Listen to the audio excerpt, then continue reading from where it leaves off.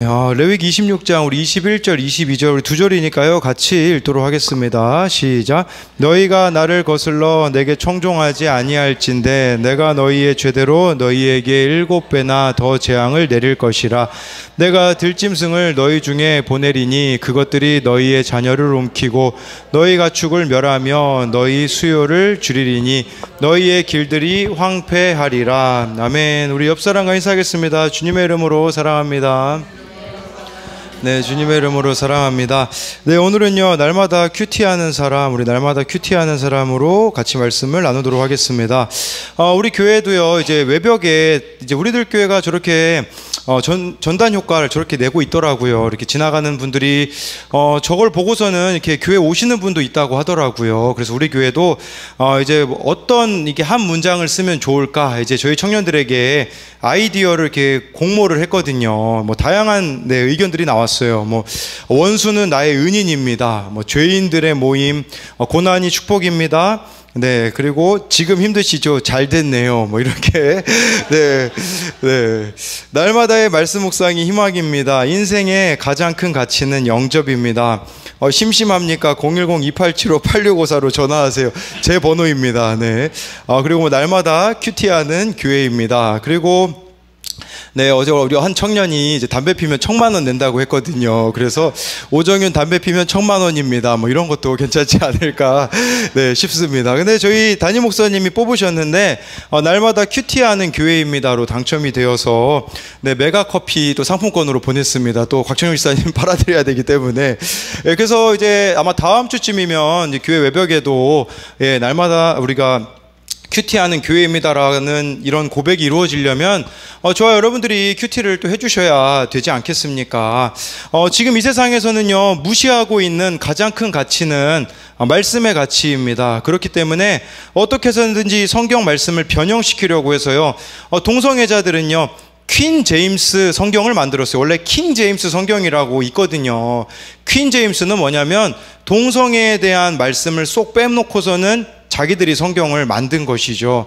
근데 이렇게 자신의 입맛에 맞게 말씀을 변형한다라고도 볼 수 있겠지만 우리들도 그런 부분들이 있지 않는가를 봐야 된다라는 거예요. 큐티, 말씀 묵상 그리스도인으로서 당연한 건데 매일매일 말씀 없이 살아간다면 우리도 그 말씀의 가치를 이미 무시하며 살아가고 있다라고 할 수 있습니다. 예수님께서는요 이런 말씀을 하셨어요. 우리 요한복음 14장 15절을 같이 읽어보겠습니다. 너희가 나를 사랑하면 나의 계명을 지키리라. 여러분 예수님 사랑하는 거 다른 거 아니에요. 예수님 사랑하면 나의 계명을 지킨다고 하였습니다. 예수님 계명 말씀 지킨다는 뜻이 아니겠습니까? 듣는 말씀이 있어야, 보는 말씀이 있어야 듣고 지킬 수가 있는 것이 아니겠습니까? 그렇다면 우리가 말씀을 묵상하지 않는다면 다른 의미로는요 예수님을 사랑하지 않는 것과 같다라고 할 수 있습니다. 어제 어느 청년에게 이런 연락이 왔어요. 목사님, 저는 왜 남들처럼 일상생활도 제대로 못할까요? 평소 같으면 그렇게 얘기해 줬을 것 같아요. 평소 같으면 그것은 내가 마음이 아프기 때문에 그래. 그래서 시간이 지나면 일상생활도 할 수 있을 거야. 근데 오늘 새벽에 그런 깨달음을 주시더라고요. 우리가 흔히 우리 청년들도 그렇고 청소년도 그렇고 우울증 있는 아이들이 참 많이 있거든요. 저는 그냥 아프기 때문에 상처 때문에 그렇다라고 봤는데 오늘 아침에 저에게 깨닫게 해주신 것은 무엇이었냐면 우울증이라고 생각하면 뭔가 자아가 약할 거라고 생각할 수 있는데 오히려 자아가 너무 강해서 그렇다라는 깨달음이 있게 되었어요. 내 생각이 너무 옳기 때문에 다른 사람의 말을 안 듣는 거예요. 그런 예를 들자면 여러 가지가 있겠죠. 정말 우리가 주변에서도 이렇게 하면 좋겠다 저렇게 하면 좋겠다 안 하는 것, 그게 어떻게 보면 자아가 너무 강해서이다라는 깨달음이 있더라고요. 그래서 이렇게 얘기해 줬어요. 내 자아가 너무 강해서 그래. 더 쉽게 말하자면 내 생각이 너무 옳다고 생각하기 때문에 마음대로 하기 때문이지. 그래서 제가 항상 우리 교회 아이들에게도요 우울증 있는 애들 2달만 새벽기도 안 빠지고 나오면 회복될 수 있다라고 말하거든요. 근데 그렇게 하는 애들이 있을까요? 없을까요? 없어요. 그렇게 진짜 2달만 말씀에 사로잡혀 보잖아요. 빠져나올 수 있는데 싫은 거예요. 왜냐하면 이대로가 어떻게 보면 더 편하기 때문에. 내 생각이 더 옳기 때문이다 라고 할 수 있다라는 것이겠죠. 여러분, 근데 우리도 이런 모습이 있는 것 같아요. 성경 말씀이 뭐라고 말씀하는지 다 알고 있어요. 뭐 예를 들어 한 가지 말하자면 원수를 사랑하라. 모르는 사람이 어디에 있겠습니까? 근데요, 안 사랑하는 이유는 내 생각이 더 옳다고 생각하기 때문이라는 것이에요. 두 가지로 우리가 이 날마다 큐티하는 사람이 어떤 사람인지 같이 살펴볼 텐데요. 첫 번째로는요, 날마다 큐티하는 사람은 언제나 어디서나 하나님 중심으로 살아가는 사람입니다. 우리 레위기 26장 1, 2절 말씀 같이 읽어보도록 하겠습니다. 시작. 너희는 자기를 위하여 우상을 만들지 말지니 조각한 석상을 세우고 그에게 경배하지 말라. 나는 너희의 하나님 여호와임이라. 너희는 내 안식일을 지키며 내 성소를 경외하라. 나는 여호와이니라. 네, 이 레위기 26장에 하나님께서는요, 여기 1절 말씀에 보니까 우상을 만들지 말라고 했는데 원어로는 우상들을 만들지 말라고 하였습니다. 예, 그런데요, 우리 10계명 중에 1계명 알지 않습니까? 너는 나 외에 다른 신을 섬기지 말라. 그걸 원어로 보면요, 이런 의미예요. 너와 내 얼굴 사이에 아무것도 두지 말아야 된다, 이 의미거든요. 그러니까 하나님과 우리가 얼굴과 얼굴을 맞대는 사이가 되어야 되는데 그 안에 장애물과 같은 것이 바로 우상들이다 라고 말씀해주고 있는 것이에요. 그게 바로 걸림돌이겠죠. 2절 말씀에는요, 내 안식일을 지키고, 이것도 복수형으로 되어 있어요. 원어로 보면요, 내 안식일들을 지키라는 것은 안식일도 지켜야죠. 또 유월절이나 뭐 초막절이나 이런 규례들도 지켜야, 그런 것들도 지켜야 됐고요. 그리고 여기 내 성소가 나와 있잖아요. 내 성소를 경외하라는 것은 성막을 경외하라. 안식일을 지킨다라는 것은 나를 말하는 거겠죠. 성소는 장소를 말하는 것이겠죠. 이런 의미가 되는 거예요. 언제나 어디서나 내가 너와 함께하고 있다라는 것을 기억하라는 의미인 것이죠. 이게 참 중요한 것 같아요. 여러분, 하나님이 여러분들의 인생에 정말 살아 계십니까? 아니면 하나님을 투명인간 취급하고 계십니까? 예전에요, 우리 그런 일이 있었어요. 우리 초등학교 아이들하고, 지금 얘네들이 중1이 됐는데 저기 맨 뒤에 앉아 있네요. 쟤네들이 초등학교 때요, 제가 맨 앞자리에서 이제 운전을 하고 있었는데 차 뒤에서 싸우는 일이 있었어요. 막 주먹으로 막 이렇게 맞짱을 뜨는 일이 있었거든요. 그게 되게 제 마음이 힘들더라고요. 우리 종호가 희재한테 사태질하지만 종훈이가 싸운 일이에요. 네, 본인 얘기입니다. 네, 우리 희재한테 사태질하는데, 네, 이 둘이 막 주먹을 다짐하고 막 싸웠거든요. 제 마음이 왜 힘들었냐면, 어른인 내가 그 자리에 있는데 이것은 어른을 어른답게 여기지 않는 것이겠죠. 근데 마찬가지인 것 같아요. 하나님이 저와 여러분들의 인생에 있는데 다 보고 계시는데 하나님 없이 사는 것처럼 그냥 내 마음대로 살아가고 있지는 않느냐라는 거예요. 그게 2절 말씀의 의미예요. 언제든지 어디서나 하나님이 하나님 되심을 인정하며 살아가고 있냐라는 거죠. 하나님은요, 우리 인생에 우상들을 없애길 원하세요. 그렇기 때문에 2절에 언제나 어디서나, 때로는 당황스러운 사건을 통해서 내가 듣고 싶지 않은 말을 통해서도 내 안에 있는 우상을 보게 하시고 제거하신다라는 사실을 기억해야 돼요. 그러니까 여러분들이 당하는 어려운 일들 있잖아요. 잘 거기서 하나님 앞에 여러분들이 가지고 나아가 보면요, 우상들이 발견될 겁니다. 우리 강혜찬이 어제 친구로부터 싸가지 없다는 소리를 들었어요. 네, 그래서 막 저한테 오자마자 그렇게 얘기하더라고요. 아빠, 내 친구 누가 나보고 싸가지 없대, 이렇게 나팔을 막 불고 다니더라고요. 그러니까 그 말이 듣고 싶지 않은 말이었겠죠. 그래서 저랑 아내한테 그런 얘기를 하는데, 우리 예찬이가 들을 말을 들었더라고요. 왜냐하면 태권도가 끝나면 봉고차에서 진원이라는 애가 핸드폰이 있어요. 그럼 걔가 이 예찬이한테만 핸드폰을 자꾸 보여주는 거예요. 그러니까 그 앞에 있는 민국이라는 애가 얼마나 셈이 나겠어요. 그러다가 이제 어느 날은 민국이한테 그 영상을 보여주겠다고, 그런데 그날에 하필이면 관장님이 핸드폰 보여주지 말라고 한 날인 거예요. 그래가지고 핸드폰을 안 보여주니 민국이가 화가 나가지고 싸가지가 없다 이렇게 이야기를 한 거죠. 평소에 예찬이가 그 우상, 영상 보는 게 우상이었기 때문에 그 민국이의 말을 통해서 드러났을 뿐이라는 거예요. 그래서 이 문제들을 어떻게 수습할까? 그래서 우리 소리사모가 민국이, 네, 잠시만요. 네, 민국이 할머니에게도 전화를 하고 민국이 어머니한테도 오늘 통화를 하고 그리고 그 관장님에게도 전화를 해서 그런 일들이 이제 없게 하도록 했는데 저도 제 안에 있는 좀 우상이 발견되어지더라고요. 그것은 뭐냐면 그냥 요즘 제 아이들과 시간 보내는 것을 좀 당연시 생각을 했는데 물론 필요한 부분이죠. 그런데 그런 생각으로 좀 전환이 되더라고요.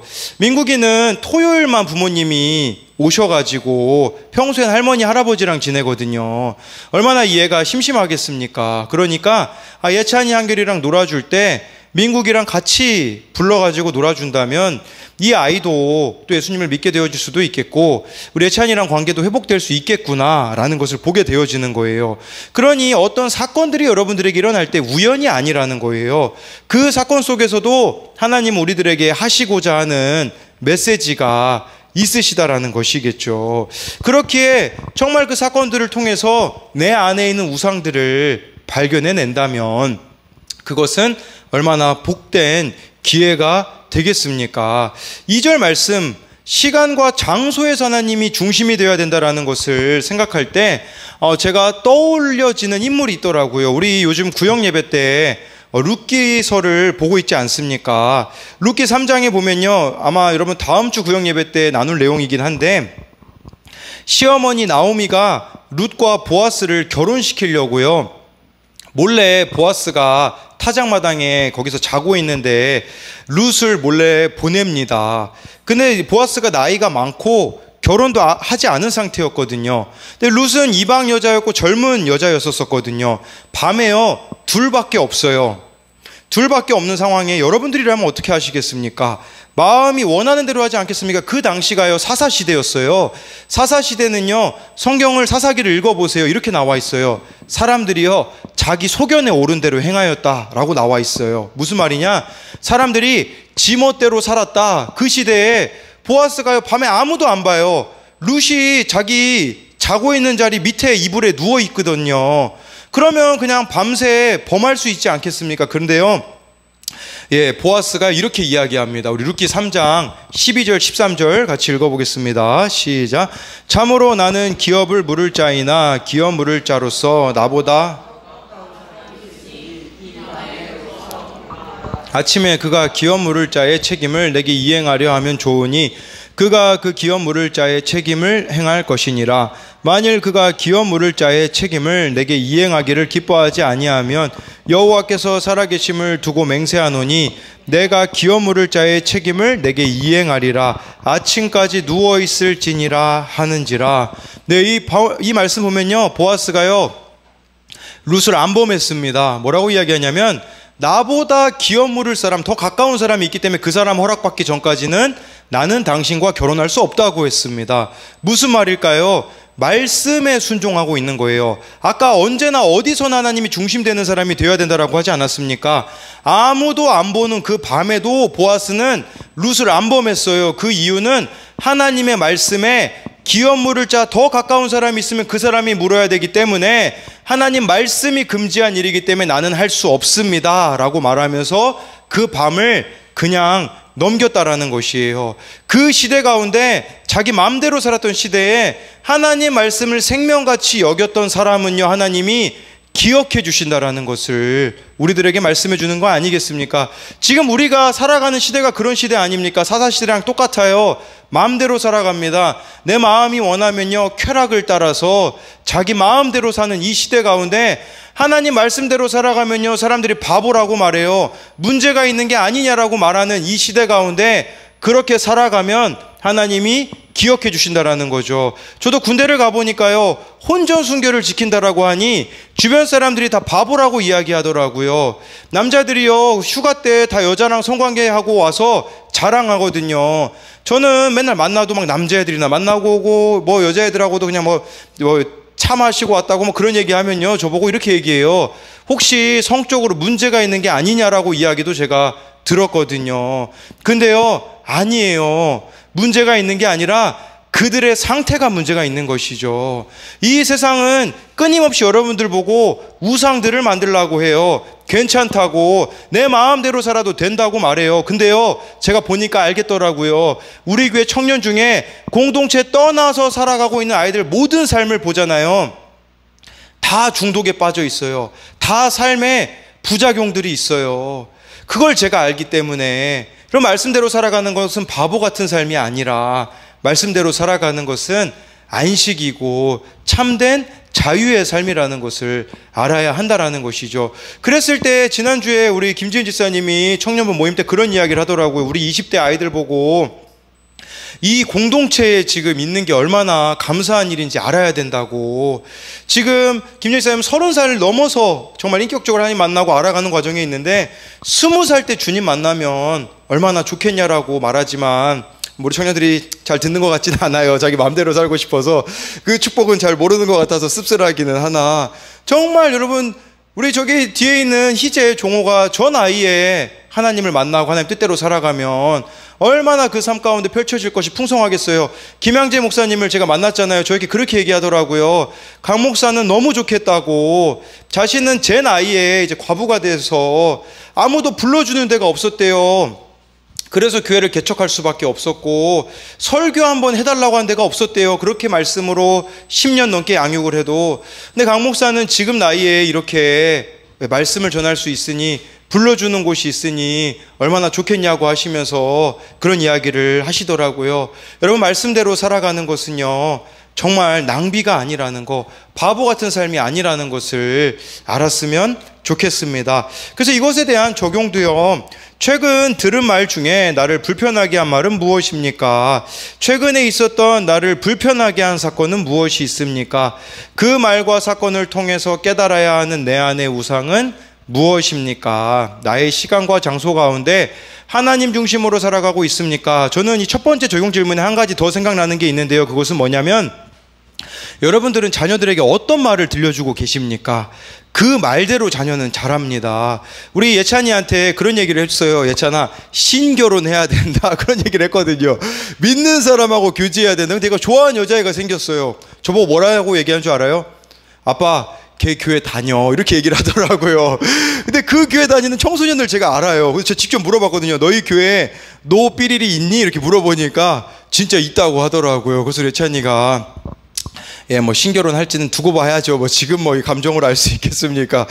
두 번째로는요, 날마다 큐티하는 사람은 사람들을 두려워하지 않게 됩니다. 우리 레위기 26장, 우리 6절 말씀 같이 읽어볼게요. 시작.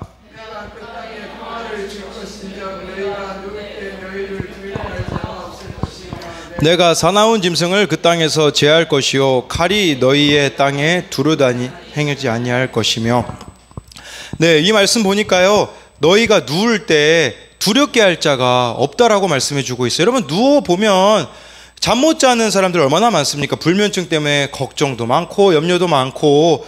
누웠는데 두렵게 할 자가 없다라는 것은요, 평안하다라는 것을 말해주는 것이죠. 네, 그러니까 이렇게 하나님 말씀에 순종해서 살아가면요, 사람들에 대한 두려움, 인생에 대한 두려움이 사라지게 될 거라는 것이에요. 레위기 26장 17절은요, 불순종하는 사람들에 대한 부분이 나와 있거든요. 우리 17절 말씀 같이 읽어볼게요. 시작.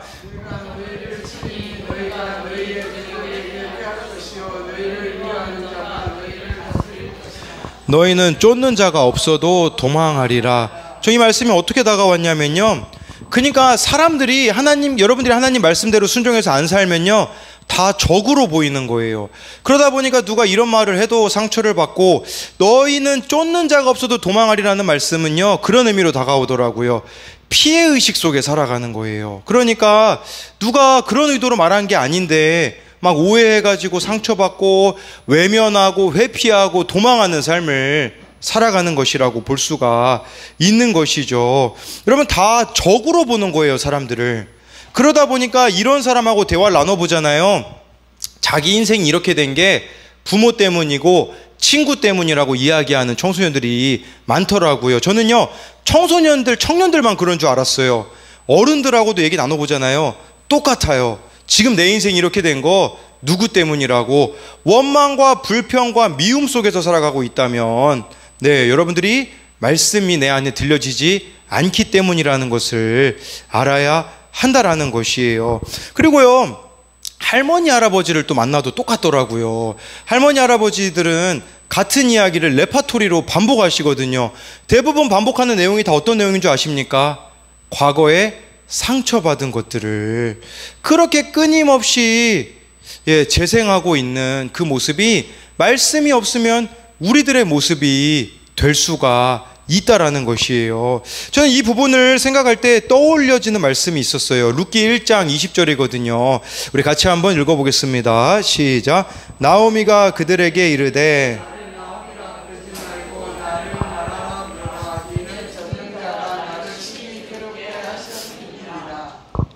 이 말씀 보니까요, 나오미가 물론 그 당시는 결혼을 좀 일찍 해서 나이가 그렇게 많지 않을 수 있어요. 근데 우리로 치자면 노인 나이라고 볼 수 있겠죠. 그런 관점으로 보자면요, 나오미는요 원망 불평이 없어요. 모압에 가서 남편 죽었죠. 두 아들 죽었죠. 그랬는데 이제 이스라엘로 돌아왔거든요. 막 마을 사람들이 수군거려요. 나오미 저 빈손으로 왔네.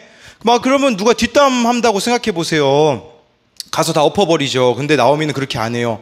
내 이름 나오미는 기쁨이란 뜻인데 나 나오미라고 부르지 말고 마라, 슬픔이라고 불러라. 무슨 말이겠어요?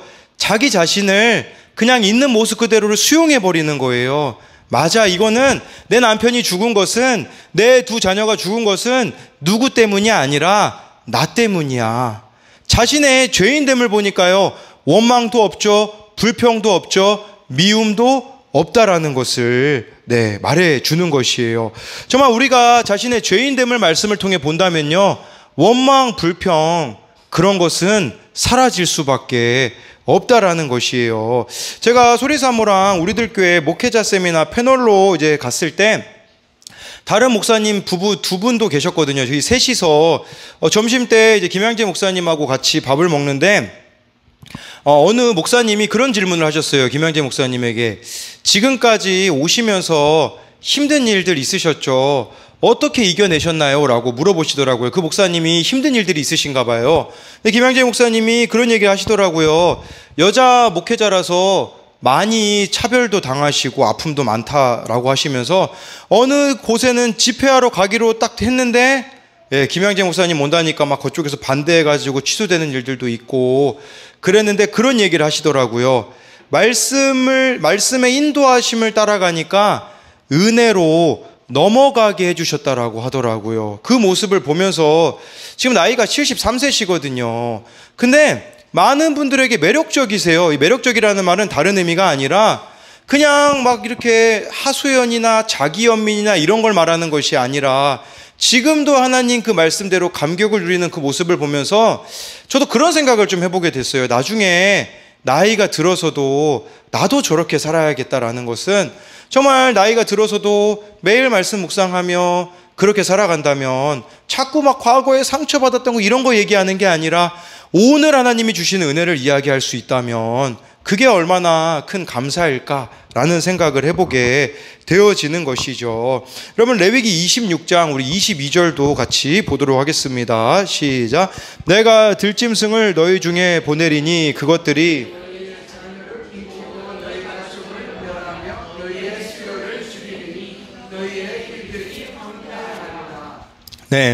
여러분 자녀들이 부모에게는 가장 원수가 되기 쉬운 대상이 아닙니까? 불순종하잖아요. 너희의 자녀를 들짐승이 움킨다고 말씀해주고 있어요. 이건 무슨 말이겠습니까? 자녀들이요 잘못된 길로 가게 되어지는 것을 뜻한다고 볼 수 있어요. 내 자녀가 속썩이는 것이라고 볼 수 있어요. 근데요 누구 때문에 속썩인다고요? 이 레위기 26장 맥락에서 보자면 나의 불순종 때문이다 라고 말씀해주고 있어요. 자녀가 삐뚤어진 길로 가고 있는 것은요 다른 누구 때문이 아니라 나 때문이라는 거예요. 자녀만 해당되겠습니까? 나의 배우자가, 나의 가족 구성 누군가가 잘못된 길로 가고 있다면 내 모습을 봐야 한다라는 것이에요. 내가 회개해야 된다라는 것이죠. 오늘 한결이가요 유치원에서 정직하게 거짓말하지 않고 말하는 시간을 가졌다고 해요. 그러니까 솔직하게 자기가 거짓말하지 않고 해야 되는데, 근데 한결이가 자기 얘기를 해야 되는데 제 얘기를 했대요. 갑자기 유치원 선생님한테 울면서 아빠가 어제 한결이 때렸어요 하면서 우는 거예요. 그래서 제가 경찰서 갈 뻔했잖아요. 이게 한결이를 때린 게 아니라 어제 같이 공놀이 하다가 공을 한결이가 맞았거든요. 그래가지고 때렸다고 표현을 해가지고 네, 이상한 아빠가 아마 된 것 같아요. 뭐 그 가운데서도 또 제 모습을 돌아봐야겠죠. 저는 이제 목사로서 제 자신을 돌아봐야 될 때가 있더라고요. 그것은 뭐냐면 제게 맡겨진 우리 성도님들이나 우리 청소년들이나 청년들이요, 속썩일 때 보면 저에게 하나님께서 주시는 꼭 경고가 있더라고요. 그러니까 그냥 왜 이 아이들이 나를 힘들게 하나가 아니라 저를 통해서 정신 차리고 다시 회복하고자 하는 것이 있기 때문에 그런 문제를 주시더라고요. 어제도 어느 청년들을 만났는데 너무 마음이 힘들더라고요. 왜냐하면 옛날 모습으로 돌아가고 있는 그 모습이 너무 마음이 아파서 첫 번째로 생각이 들었던 것은 우리가 옛사람으로 돌아갈 때, 세상으로 돌아갈 때 우리 하나님 아버지 마음이 너무 아프시겠구나 라는 것을 깨닫게 되었거든요. 그래서 제가 힘들 때 뭐 하겠습니까? 그냥 설교 들으면서 혼자 자전거 타거든요. 어제 그냥 밤에 축 처진 채로 저기 신창을 이제 자전거 타고 갔다 오는데 참 마음이 이렇게 아프더라고요. 그래서 어제 그렇게 오는 길에 갑자기 오늘 말씀에서 뭐라고 했더라 생각해 보니까 어제 레위기 26장 1절 말씀이 떠오르더라고요. 우상들이라는 그 단어가 떠오르는데 하나님이 제 마음에 이런 마음을 주셨어요. 너 그 방황하고 있는 청년으로 마음이 아프니? 그런데 그 아이의 모습이 너의 모습이란다, 이렇게 이야기를 하시더라고요. 그 청년이 속썩이고 세상으로 가고 있는 모습이 제 모습이다라고 가르쳐 주시는데요, 그 자리에서 바로 회개가 되더라고요. 왜 그러냐면요, 우리 지난번에 김병호 안수집사님이 저에게 자전거를 주셨잖아요. 근데 그 자전거는 못 타요. 왜냐면 타면 엉덩이가 아파서 치질 걸리겠어서 제가 못 타고 있거든요. 그래가지고 이 자전거는 뭐 팔 수도 없고 그냥 2층에 전시해서 우리 곽희재가 키가 172가 되면 뭐 그때 주겠다, 이제 뭐 그런 얘기를 했는데, 근데 제가 옛날 자전거를 타잖아요. 그러다 보니까 자꾸 더 좋은 자전거를 막 사고 싶더라고요. 그래서 아내한테 이야기를 했어요. 나한테 돈 좀 꺼줘라. 내가 한 달에 10만 원씩 해서 갚겠다. 이제 이렇게 이거보다 좀 좋은 걸 살라고 이제 팔아서 그러려고 했죠. 그랬더니 우리 아내가 또 장난 아니잖아요. 뭐라고 얘기하냐면 청년들한테 얘기해봐라. 청년들한테 이거 사도 되는지 물어봐라. 이제 이렇게 얘기를 해가지고 뭐 어떻게 얘기합니까? 저희 김준희 지사님 보고 있는데 못 사요? 말하면 제가 알아요. 네, 이거 뭐 포기해야 됩니다. 그런 것도 있고요. 또 제가 막 그런 얘기를 했어요. 아니, 우리 교회 어느 청소년이 있는데, 청년들이 있는데 걔네 막 옷 사는데, 신발 사는데 이 금액까지 사더라. 거의 한 170만 원이었거든요. 이 정도도 사더라. 그랬더니 아내가 그렇게 얘기하더라고요. 누구랑 비교를 하는 거냐, 이렇게 얘기를 해가지고 CR도 안 먹혔죠. 근데 제가 그게 떠올려지더라고요. 저 아이가 세상으로 가고 있는 모습이 제가 그렇게 자전거나 더 좋은 거 타려고 하는 그 모습이나 다를 바가 없다라는 것을 하나님께서 깨닫게 해주시더라고요. 그러니까 이렇게 말씀하시는 것 같았어요. 내가 그렇게 자전거 더 좋은 거 사고 싶어 하는 모습이나 세상에 떠밀려가는 저 아이의 모습이나 무엇이 다르니? 라고 묻는 거 같으시더라고요. 그러니까 깨달아지더라고요. 그 청년이 속썩인 것은 나 때문이다라는 거죠. 여러분, 자녀들도 마찬가지고 주변에 힘들게 하는 사람이 있다면요, 나에게 지금 하나님께서 보여주시고자, 깨닫게 해주시고자 하는 것이 있다라는 것을 아셔야 한다라는 것을 말씀해주고 있는 것이겠죠. 그래서 이 두 번째 적용 질문도요, 하나님 앞에서 내 모습이 안 보이니 원망과 불평과 미움의 대상으로 보이고 있는 사람은 누구입니까? 지금 내가 회개로 돌이키기 위해, 내가 회개로 돌이켜야 되기 때문에 나의 구원을 위해 수고해주고 있는 사람은 누가 있습니까? 여러분들이 힘들게 하는 사람이 수고하고 있는 사람이에요. 나를 구원으로 인도하기 위함인 것이죠. 말씀을 마무리하는데요. 왜 이렇게 날마다 사람들이 큐티를 안 할까? 말씀 묵상을 안 할까? 생각해 보면요, 불편하기 때문이다라는 생각이 들더라고요. 왜냐하면 매일 말씀 앞에 서잖아요. 그럼 내가 하고 싶은 것들을 포기해야 되는 것들이 한두 가지가 아니거든요. 저도 작년에 그렇게 깨닫고 나서 외부 사역을 다 이렇게 가지치기를 해야 돼가지고, 다 외부 사역을 지난 주일에도 2개를 내려놔가지고, 그 2개 내려놓는데 너무 쉽지가 않더라고요. 제가 뭐 손발이 거의 뭐 잘려가는 것 같이, 이렇게까지 해야 되나 하고서는 그 외부 사역도 이렇게 다 내려놓게 되어지고, 그리고 저를 힘들게 하는 건 뭐냐면, 저는 우리 청소년들, 청년들에게 좋은 사람이 되고 싶어요. 근데 하나님 앞에 나아가면 얘네들한테 필요한 말을 해야 돼요. 근데 그 필요한 말이 얘네들이 좋아하는 말이 아니거든요. 그럼 저는 계속 고민하는 거예요. 하나님, 이거 해야 될까요? 말아야 될까요? 그렇게 해서 막 카톡으로 아침에 새벽에 길게 써서 아이들에게 보내잖아요. 그럼 하루 종일 고민하는 거예요. 얘가 어떻게 반응할까? 나를 미워하진 않을까? 나를 싫어하진 않을까? 괜히 내가 이 얘기를 했나? 그런 고민들을 하는 거예요. 오늘 아침에 그런 고민을 하는데 이 말씀이 깨달아지더라고요. 의를 위하여 박해를 받는 자는 복이 있나니 천국이 그들의 것임이라. 나는 왜 미움을 당해야 될까? 천국이 그들의 것임이라. 그 아이들이 저는 진짜 천국 가기 원하거든요. 그러면 의를 위하여 하나님과의 이 관계 때문에 제가요, 박해를 받아야 된대요. 그 사람에게 미운 사람이 되기도 해야 되고, 그 사람이 나를 싫어하는 사람이 된다고 할지라도 하나님이 원하시는 것이라면, 그 사람이 진짜 구원받기를 원한다면 그렇게 해야 한다는 깨달음이 있더라고요. 그랬을 때 참 이런 부분들을 이렇게 순종하며 나아가게 되어지는데 뭐 여전히 힘들어요. 근데 그럼에도 불구하고 그렇게 하나하나 순종해 가잖아요. 우리 하나님이 우리를 비참하게만 내버려 두실까요? 아니에요. 그 순종을 기억하시고 일하시기 시작하시더라고요. 제가 그렇게 힘겹게 아이들에게 돌이키라고 이야기를 하고, 힘겹게 제가 가지치기 해야 되는 것들을 하나하나 가지치기 하니까 하나님이 역사하시더라고요. 지난 수요일에요, 기독교 동아리에 들어갔는데, 기독교 동아리 모임이 끝나고 담당 선생님이 저한테 그렇게 이야기하시더라고요.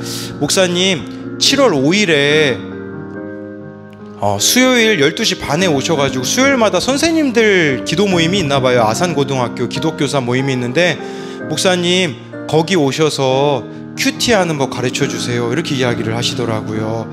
제가 그 외부 사역을 내려놓았을 때 또 다른 것들로 하나님께서 일하게 하시고, 그리고요, 이 기독 동아리에요, 속썩였던 애가 있어요. 얘는요, 막 제가 앞에서 설교하고 있는데 막 노래 불렀어요. 소리 지르면서요. 그런데 그 아이가요, 그 다음 주부터 점점 변해가기 시작하더라고요.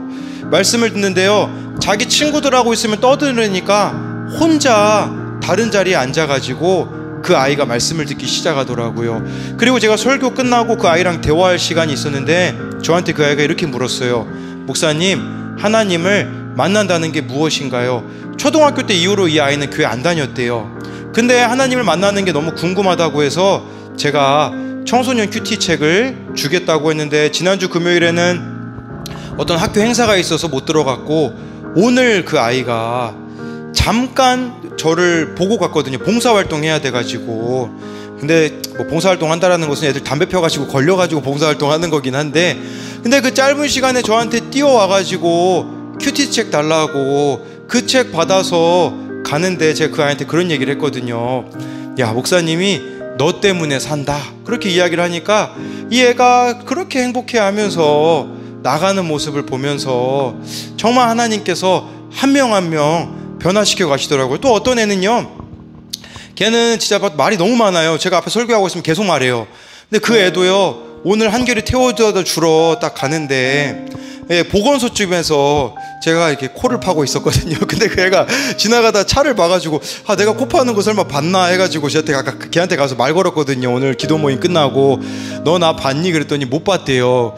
내가 사실 아까 그때 코 파고 있었단다. 그랬더니 그 얘기만 했는데 그 애가 저한테 뭐라고 얘기하는 줄 알아요? 목사님, 저 이번 주일에 거기 교회 갈게요. 그러는 거예요. 아니, 코 팠다는 얘기를 하는데 너무 생뚱맞잖아요. 제가 코 팠다는 얘기를 하고 뭐 교회 오라는 말도 안 했는데 갑자기 우리 교회를 오겠다고 이렇게 이야기를 하더라고요. 그걸 제가 보게 된 거예요. 하나님께 내 인생을 맡기면요, 하나님이 하시는 일들을 누리게 되어지는 거예요.